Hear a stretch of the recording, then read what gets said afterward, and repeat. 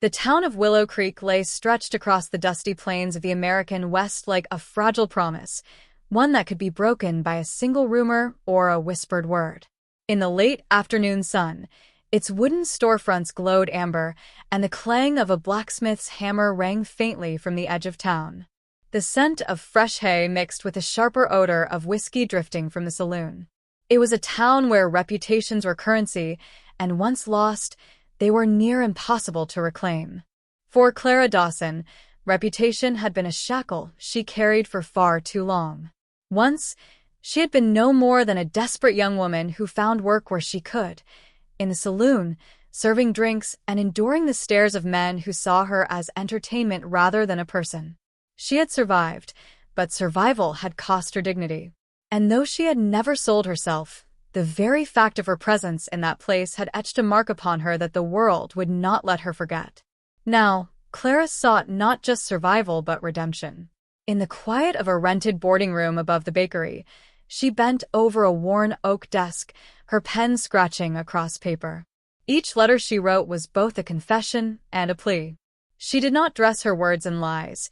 She had no wish to weave a trap of deception. She told the truth, that she had once been a saloon girl, but that she wanted a life of honesty, hard work, and family. She spoke of her hope to be a good wife, to tend a home, and to build something lasting with a man who would not see her only for her past. She sealed each letter with trembling hands, mailed them through the post, and then waited. Days stretched into weeks. The silence of unanswered letters weighed heavily upon her. When replies finally arrived, they were cold, curt, dismissive. One man had written simply, "I do not take hand-me-downs." Another scrawled in anger, "A saloon girl has no place as a rancher's wife." The cruelty of the word stung, though Clara had prepared herself for rejection. Each refusal chipped away at the fragile hope she had dared to nurture.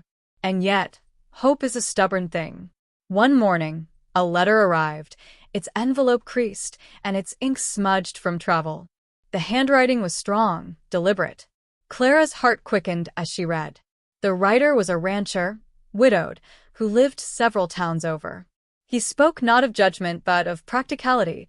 He needed a wife to help keep house, to share the burdens of ranch life, and perhaps, in time, companionship. He acknowledged her honesty and thanked her for it. There was no mention of disgust, no cruel dismissal. For the first time in years, Clara felt something like possibility stirring inside her chest. She reread the letter a dozen times, committing every word to memory. She could almost see him, a man standing in wide fields, hat tipped against the sun, hands roughened by work. Perhaps stern, perhaps quiet, but willing to see her for more than the place she had once worked. For Clara, that willingness was a lifeline. When she finally folded the letter and pressed it to her chest, tears blurred her vision. That night, she packed her carpet bag. 2 worn dresses, her mother's faded Bible, and the letter. Everything else she left behind, including the bitter memories of men's laughter and the stink of whiskey-soaked evenings. She bought passage on a stagecoach bound for his town, every jolt of the wheels carrying her further from the shadows of her past. The journey was long and wearying. The coach rattled over uneven roads, through stretches of barren land broken only by the occasional ranch house or distant herd of cattle. Clara watched it all from the window, clutching the letter as if it were a charm. She wondered if this new beginning would be her salvation or simply another heartbreak. When at last the stagecoach rolled into her destination, Clara's pulse quickened. The town was larger than Willow Creek, bustling with wagons, merchants, and church bells. She stepped down onto the street, her boots raising small clouds of dust. Heads turned, eyes lingered longer than comfort allowed. She drew her shawl tighter, aware that strangers' stares had never been kind to her. At the far end of the street stood a saloon, doors swinging as laughter spilled out. Clara's stomach tightened at the sight. She had thought to leave such places behind, yet here it loomed again. A reminder that no matter how far she traveled, her past seemed determined to follow. Her heart pounded as she scanned the crowd for the man whose letter had carried her hope. At last she spotted him, or so she believed. A tall man in a weathered hat, broad-shouldered, his expression unreadable. He stepped forward, studying her with eyes that revealed neither welcome nor disdain. Clara's breath caught. "Miss Dawson?" he asked, his voice low but steady. "Yes," she whispered, trying to steady her trembling hands. For a moment, silence stretched between them. Then he cleared his throat. "You didn't lie in your letter, and for that I respect you. But I hadn't reckoned how the town would see it. Folks are already talking. I can't bring that into my home." The words fell like a hammer. Clara felt her knees weaken. She had crossed miles, carried her fragile hope across endless plains, only to be shattered once more by the cruel weight of judgment. The man tipped his hat, muttered something about wishing her well, and walked away. The street seemed to spin around her. The noise of wagons, the laughter from the saloon, the gossiping whispers of strangers who had already decided who she was. Clara stood alone, the letter still clutched in her hand like a cruel joke. But even as tears pricked her eyes, something inside her stiffened. She had been humiliated before. She had been abandoned, mocked, and dismissed. Yet she was still standing. And though despair pressed down on her like a heavy cloak, she refused to crumble entirely. Somewhere in this wide land, there had to be a place for her. Somewhere, someone must see her not as what she had been, but as what she could become. As the sun dipped toward the horizon, casting the town in gold and shadow, Clara gathered her carpetbag and squared her shoulders.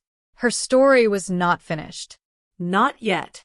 And though she did not know it, in that very town was a man who had watched her humiliation from a distance, a man whose loneliness was as deep as her own, and whose quiet strength would soon change everything. The dust of the street clung to Clara Dawson's skirts as she moved away from the saloon, her carpetbag heavy in her hand, though not nearly as heavy as her heart. Around her, the town of Clearwater bustled with the noise of wagons, merchants calling out prices, and children chasing after a stray dog. Yet to Clara, every sound seemed distant, muffled beneath the echo of the rancher's rejection. "I can't bring that into my home." She had crossed states for that meeting, carried her fragile dreams in the folds of her shawl, and now she was left with nothing but stares and whispers. People had seen the exchange, and their glances told her all she needed to know. She was judged before she had even spoken a word to them. As she passed a group of women outside the general store, one of them, gray-haired, with sharp eyes, leaned to her companion and whispered loud enough for Clara to hear, "That's the saloon girl. Thought she could snare herself a husband." The other woman chuckled, shaking her head.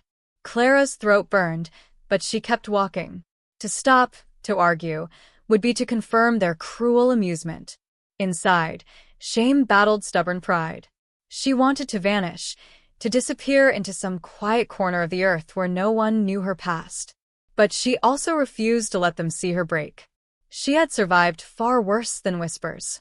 Still, the weight of judgment pressed on her shoulders with every step. By evening, Clara found herself at the boarding house, where the innkeeper's lips pinched the moment she saw her. "We don't take women with your kind of history," the woman said briskly, refusing Clara even a chance to explain. "Find someplace else." Clara turned away, cheeks flaming, but her voice stayed steady when she asked, "And where might that be?" The innkeeper only shrugged. "Best try the edge of town. Maybe the old barn past the creek."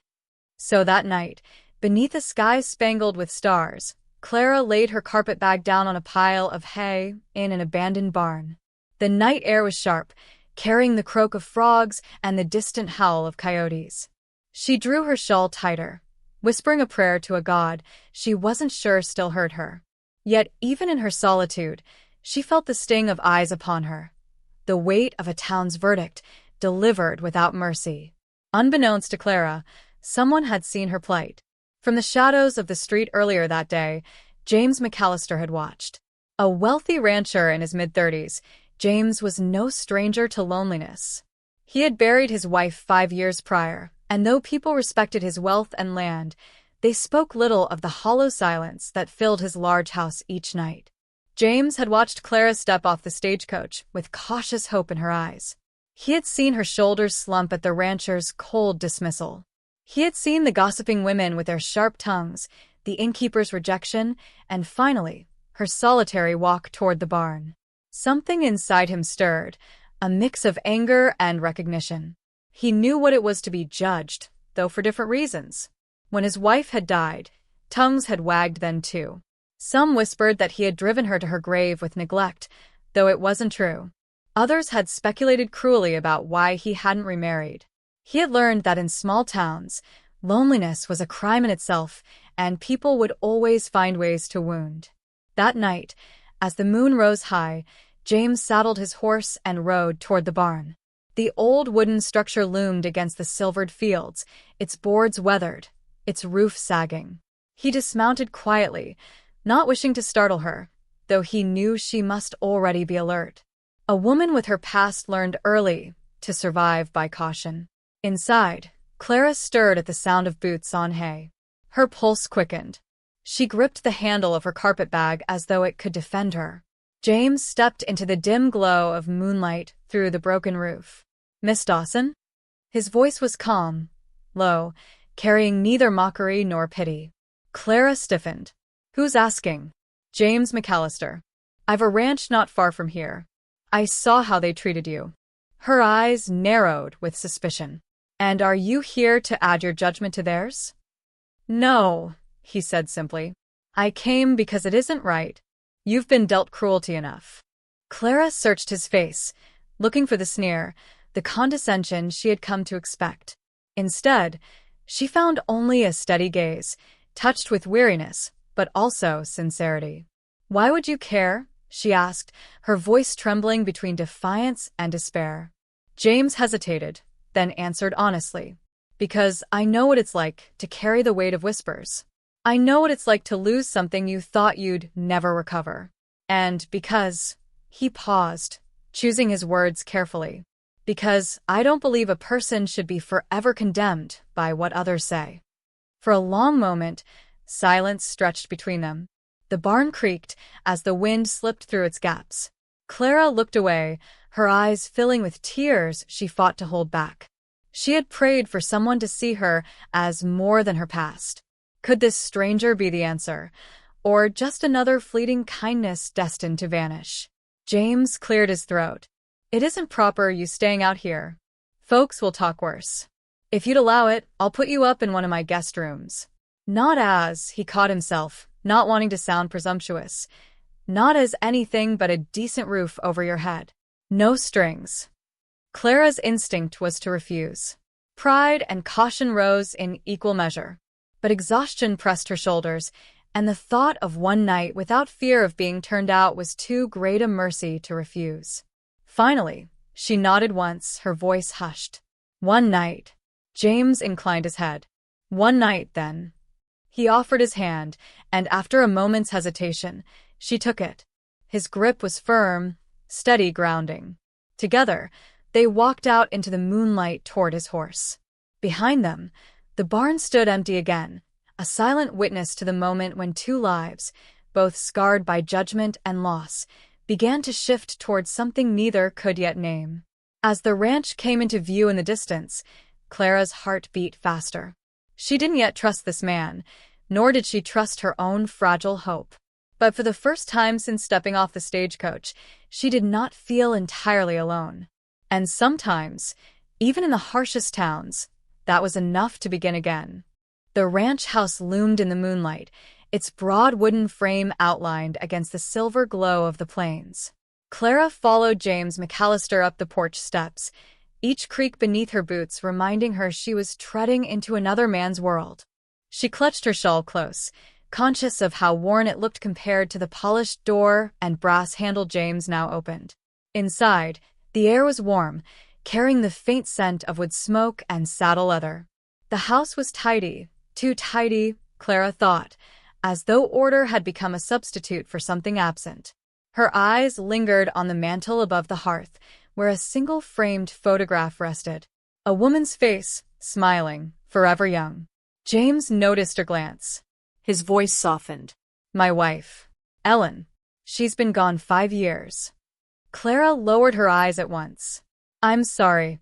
No need to be, he said quietly, though the hollowness in his tone betrayed the ache that lingered. He cleared his throat and gestured toward the staircase. You can take the guest room upstairs. Second door, on the left. It isn't much, but it's private. Clara nodded, murmured her thanks, and made her way up the stairs, her carpet bag bumping against her leg. Each step felt like a crossing, from despair into a fragile reprieve. Yet she carried her doubts with her like shadows stitched to her heels. The guest room was small but clean, a narrow bed, a quilt folded neatly at the foot, a washstand by the window. Clara sat on the edge of the bed, her body weary, but her mind restless. She thought of the whispers in town, the rancher's dismissal, the barn's cold hay. And now this, a stranger's home, a kindness she did not understand. Sleep came fitfully. When dawn broke, painting the curtains with pale gold, Clara rose and dressed quietly. She had no wish to appear idle in a house that was not hers. Downstairs, she found James already at the table, a cup of coffee steaming in his hand. His sleeves were rolled up, and the day's labor already marked his brow with determination. He looked up as she entered, not surprised. "Morning, Miss Dawson." "Morning," she answered softly. There was bread and butter on the table, simple but more than she had eaten the day before.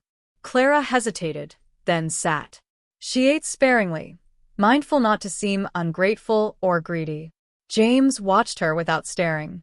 He admired the quiet dignity with which she carried herself, though he sensed the storm beneath. He himself had lived with storms, grief, loneliness, the gnawing question of whether life would ever feel full again. After breakfast, Clara insisted on helping with the chores. "I can't sit idle while you work," she said. James studied her. The town had branded her as a saloon girl, unfit for respect. But here she stood, sleeves rolled up, ready to face the dust and sweat of ranch life. There was steel in her, and a gentleness too, both forged by hardship. So he let her help, feeding the chickens, gathering eggs, sweeping the porch. By mid-morning, Clara's cheeks were flushed with exertion, her hair escaping its pins. She felt a strange satisfaction in the work, a kind of grounding she hadn't known in years.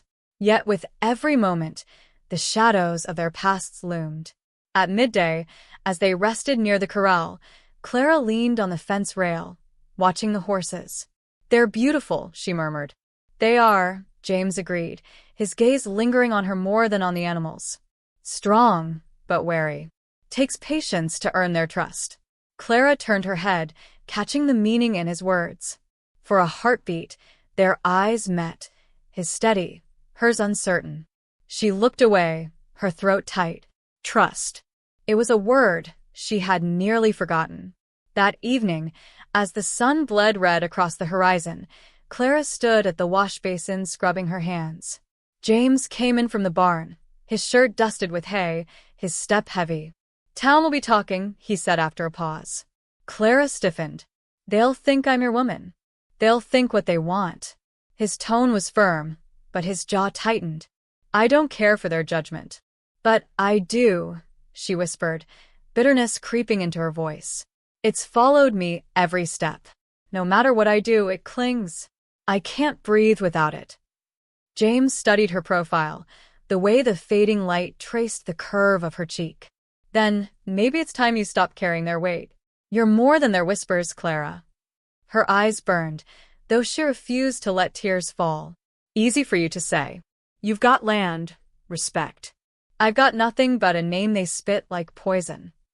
Silence stretched between them, thick with unspoken truths. James finally spoke, voice low. "Respect doesn't fill the empty nights. Land doesn't quiet the loneliness. I've got plenty, but I've got nothing, too."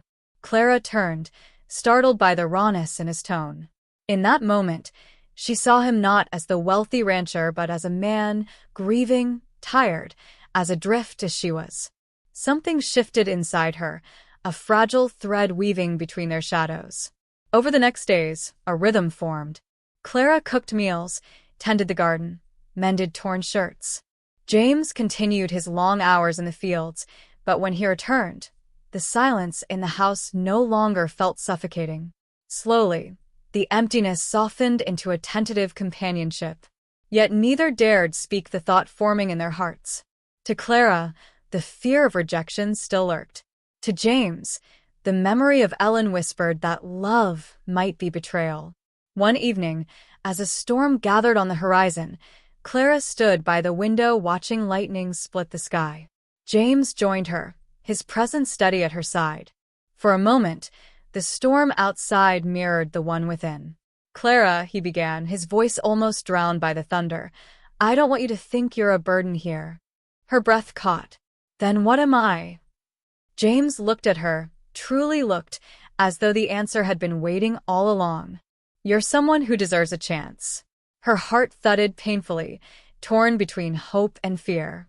But before she could reply, the storm broke in earnest, rattling the windows and filling the house with the roar of rain. The moment slipped away, suspended in the shadows of what might yet be. And so, beneath that storm, two hearts lingered in silence, neither ready to name the longing that had begun to stir, but both unable to ignore it. The storm had passed by morning, leaving the earth soaked and the skies scrubbed clear. The plains stretched wide and gleaming, their silence broken only by the drip of rainwater from the eaves. Clara stood at the porch rail, the air cool on her face, her fingers tracing the damp wood. She breathed deeply, as though drawing in the scent of renewal, yet her heart remained caught in the tangle of the night before. James joined her, his boots thudding softly against the boards. He held 2 mugs of coffee, offering her one with a quiet nod. She accepted, her fingers brushing his briefly. The warmth lingered, spreading deeper than the drink itself. Neither spoke for a long moment. The land before them seemed endless, yet the silence between them brimmed with words neither dared say.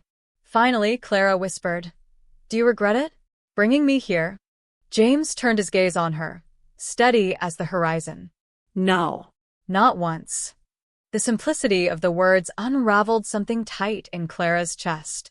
But before she could reply, the crunch of wheels on gravel drew their attention.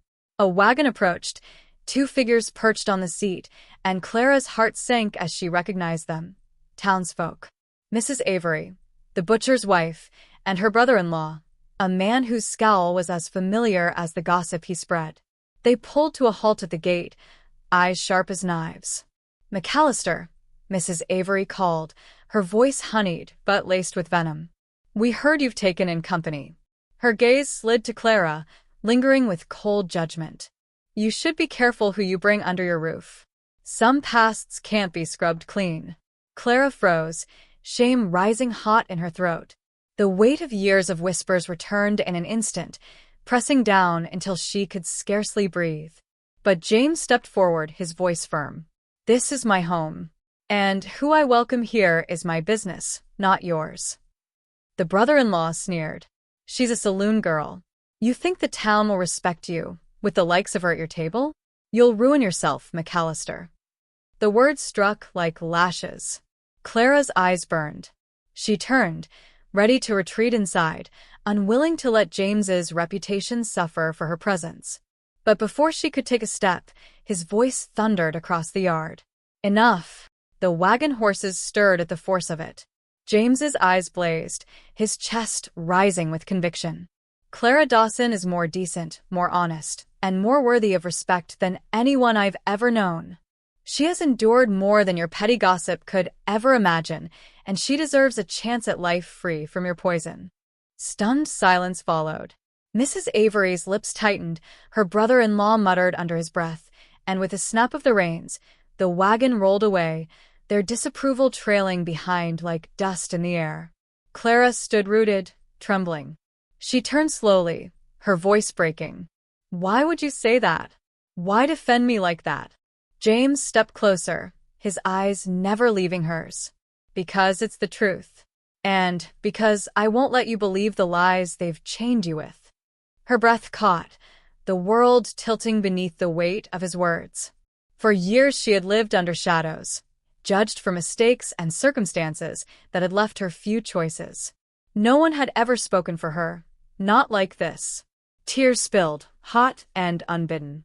James, I don't know if I can ever escape what I've been. He lifted his hand, hesitated, then brushed her cheek with a touch as gentle as the dawn. You're not your past, Clara. You're the woman standing here now. And I see you. Not the saloon girl. Not the whispers. Just you. Her sob broke into a laugh, fragile but real. For the first time in years, she felt seen, not as a stain, but as a soul. The days that followed carried a new rhythm. Clara no longer moved about the house, as though on borrowed time. She laughed when James told dry, unexpected jokes. She hummed while kneading bread, the melody filling corners of the house long silent. James, in turn, found the weight in his chest lightening, Ellen's memory no longer a chain but a cherished past that did not forbid his future. Yet whispers in town did not vanish. Clara knew every trip to the market carried eyes that judged and tongues that wagged. But now she held her head higher, knowing James's words had forged a shield around her, a shield of truth and dignity. One evening, as the sun set in ribbons of gold and violet, James saddled his horse and asked Clara to join him for a ride. They rode out beyond the fields, where the land opened wide beneath the glowing sky. He stopped at a ridge overlooking the valley, dismounting, and helped her down. For a long while they stood in silence, the wind tugging gently at their clothes. Clara, James said at last, his voice low but steady, I brought you here because I didn't want you to sleep in the cold. But I've come to realize I don't want you here out of pity or duty. He turned to face her fully, eyes clear. I want you here because this house feels alive with you in it. Because when I wake and see you across the table, I feel something I thought I'd buried with Ellen. Clara's breath trembled. James. He took her hands, roughened by work yet tender in their hold. I don't care what the town says. Let them talk. What matters is us. So I'll ask plain, will you stay? Not as a guest. Not as someone I pity. But as my partner. My wife. Tears welled again, but this time they came with a smile. For years, Clara had dreamed of a place to belong, of a love not clouded by judgment or shame. And here it was, in the open arms of a man who had seen her heart and found it worthy. Yes, she whispered, her voice breaking. Yes, I'll stay. Relief and joy surged through James as he drew her into his embrace. The valley stretched before them, vast and untamed, but for the first time, neither felt lost within it. A future reclaimed, not handed by fate, but chosen. A future where shadows no longer ruled, where love stood firm against judgment, where two broken souls had found one another and dared to build anew. As the last light of sunset faded, Clara pressed her forehead to James's chest, her heart steady at last. And in the quiet of the plains, their story began again, not as fragments, but as something whole.